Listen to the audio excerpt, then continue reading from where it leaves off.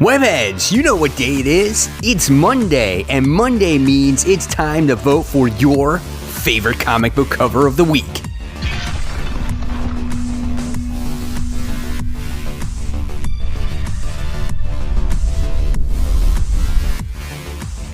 Hey, all my webheads out there, welcome back to Comic Book Corner 2.0. And fans, I am your host, Mike Spider Slayer, getting ready to bring you 2020's top 10 comic book covers. Fans, this is week 46, and guys, this is the interactive video series where each and every week, you the fans get to vote on which is your favorite comic book cover of the year. But that's not it, guys. By the time we get to the end of the year, you guys will have that final say on which comic book cover gets that all-important title of comic book cover of the year. So welcome back, everybody. And fans, if you want to become a member of Comic Book Corner 2.0, all you got to do is just go onto my home screen, hit that join button, and yes, you will become a member. And I want to thank each and every one of you guys for taking the time and watching the channel, commenting, voting, and all that great stuff. So before we get into week 46's books,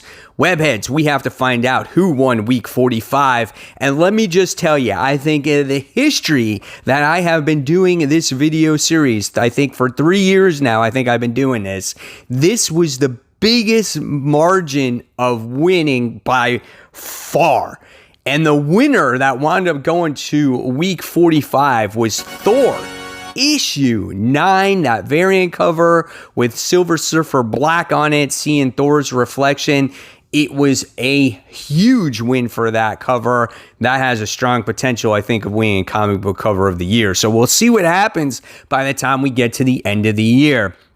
So now let's officially kick off this countdown with number 10, and it starts off with Strange Academy issue 5. This is the Jay Anceletto variant A. There's two versions of this. There's the one that has the Strange Academy logo, and then there's the Virgin variant. Either one is fine. It's basically the same cover, but this cover is really nice as we get to see Scarlet Witch. I don't know exactly where she's standing, but she's using her magic there, and she's leaning against a pillar, and she has her long, exaggerated cape there. Like, it's so long, like, I don't know how she actually walks, but I love the facial expression. It's almost like a painting in many ways. Really cool looking cover. If this one is your favorite, webheads, you got to vote in the comments below. Make sure only one vote per person. If you have your own cover, you don't like any of these, you're more than welcome to put in your own, as that one could start the trend and take the other top 10. All right, so moving on to number 9, we have Star Wars Darth Vader. This is issue 7. This is the main cover. This one is done by Daniel Acuna. I think this cover is really cool because obviously it shows Darth Vader without his helmet on. And remember, when we were kids watching Star Wars and we saw Darth Vader's face for the first time without his mask on in Return of the Jedi just before he died, you're kind of like, wow, what did Darth Vader always look like? And you finally got to see that, and here you get to see him here with his Sith eyes, and you know, he's all scarred up and whatnot. I think it's a pretty neat looking cover. If this one is your favorite, webheads, make sure you vote. All right, next, coming in at number 8. This one goes to Superman issue 27. This is Tony S. Daniel variant. I think this one is kind of cool as you get to see good old Soups there battling, which looks like some robots. He's got his heat vision in effect. I always like the way Tony S. Daniel draws and does his artwork. So really cool. Superman hasn't been on this countdown in a while. Glad it's made its way back. If this one is your favorite, webheads, you know what you got to do. All right, guys, next, moving in to number 7. This one goes to Punchline Special issue 1, the Inhuculi variant A. Now, when it comes to variant covers, when it comes to Punchline, there are like 20 of them. It is so hard to choose when you have this many variants when it comes to a brand new series. They're all great in their own way. But what makes this one stand out for me is that it's very bright, it's very vibrant, and look at Punchline's face here. It really draws you to her, and that's what really captured my attention here. You get to see that little crazy grin that she has. You know, she's like young, and she's vibrant, and she's willing to please, you know, like go out there and help Joker, you know, ruin the day. So I thought this one was nice. Again, it's really clean art. So if this one is your favorite, Webheads, make sure you vote. All right, next, coming in at number 6, this one goes to Detective Comics. This is issue 1030. This one is pretty cool. It's done by Lee Bermenjo. He's been doing these Detective Comic covers for a while now, and every single one of them are really cool in their own right.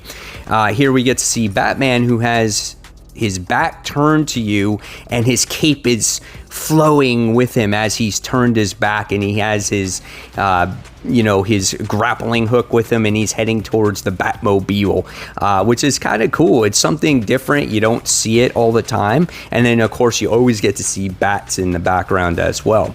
So if this one is your favorite, make sure you vote. All right, next, coming in at number 5, we have the Marked issue 9. This one is done by Brian Hamberlin. This is the main cover. They also, I guess, make a Virgin variant cover for this one, as well as we get to see this woman here with blue eyes, red hair, and she's got tattoos on and whatnot, and she's like this. Kind of mesmerizes you with the eyes there. Looks pretty neat. Different type of style of cover here that I didn't expect to see from this series. Pretty neat. If this one is your favorite, let's make sure you vote.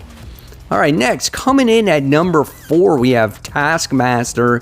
This is issue 1. This book has been in development forever, or it was supposed to be released a long time ago. It's finally come out. This is done by Valerio Giardino. I don't even know if I said that right. But this one is pretty neat, as you have Taskmaster here holding his sword. You get to see all the other characters on his right side. There's flames in the background. I think what's really cool about this cover, though, is that Taskmaster's face looks pretty intense. He's got like the skeleton eyes wide open, and just it looks awesome, man. It would be a cool Halloween costume to be as like Taskmaster, right?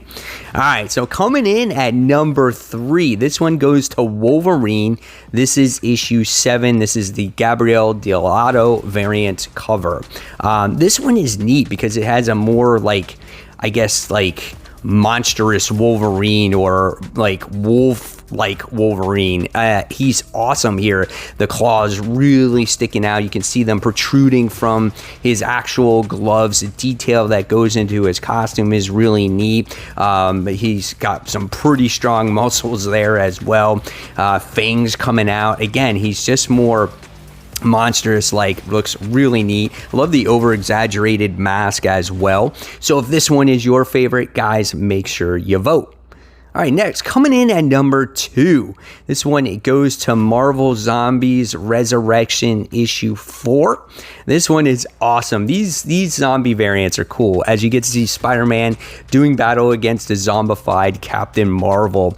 And what's pretty neat about this cover is obviously Captain Marvel is just all torn up, but I love her over exaggerated mouth as it's just extended as far open as it could possibly be, and then her red eyes, and it just looks really neat. How Spider-Man has not gotten hit or clawed from her is you know, pretty outstanding, but I love how they're falling and they're going through this battle. This one is pretty neat. If this one is your favorite, Webheads, make sure you vote.